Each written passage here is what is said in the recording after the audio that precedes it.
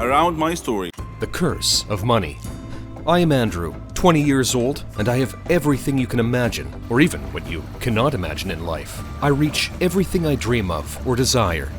Life is very easy for me because everything has its cost. My life is a great pastime, betting on anything and everything. I have many friends who are ready to do anything I ask of them. If I tell them to kill, they will kill for money. One day I was at a party and I met a girl. It was the first time to see her in the city. Her name was Florence. She was different. She attracted me. I tried to get closer to her and talk to her. She rejected me.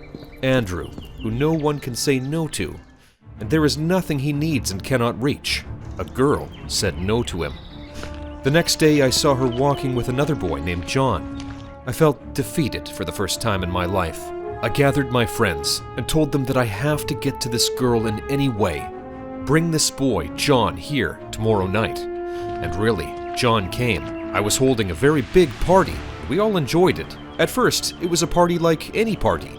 And then I offered him a lot of money to leave Florence. And the truth is that this was not the first time I did that. The strange thing is that John did not agree.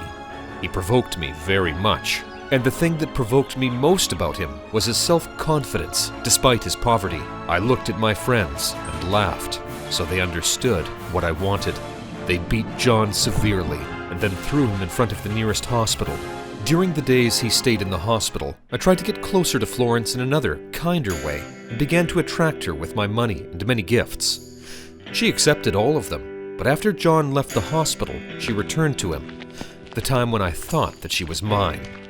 I felt that I was very foolish and was being laughed at by a girl I thought was different from any girl I knew.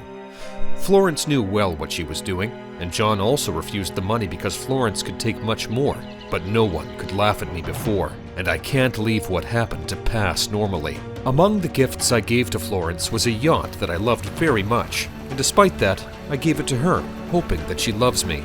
I thought that there was only one way to avenge myself. I made a plan and agreed with two of my friends to watch her and John so that they would know all their moves, and they heard them agreeing on celebrating Florence's birthday on the yacht. At that time, I decided that the last gift I would give her would be different from all the gifts I had given her before.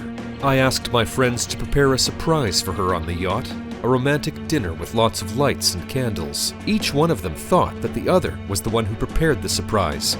And because I needed this day to be remembered, I put cameras everywhere in the yacht. Exactly an hour after they were on the yacht and in the middle of the sea, I saw the yacht sinking. I heard their screams and saw their fear. My happiness was indescribable at the time. But this happiness did not complete when the police investigations began. They saw the cameras that were already damaged, but also the malfunction they found was very clear that it was fabricated. And for the first time, I found that money is unable to protect me or buy anything. My friends admitted that I was the one who brought them after being arrested by the police. I am now accused of 2 counts of murder and sentenced to life imprisonment.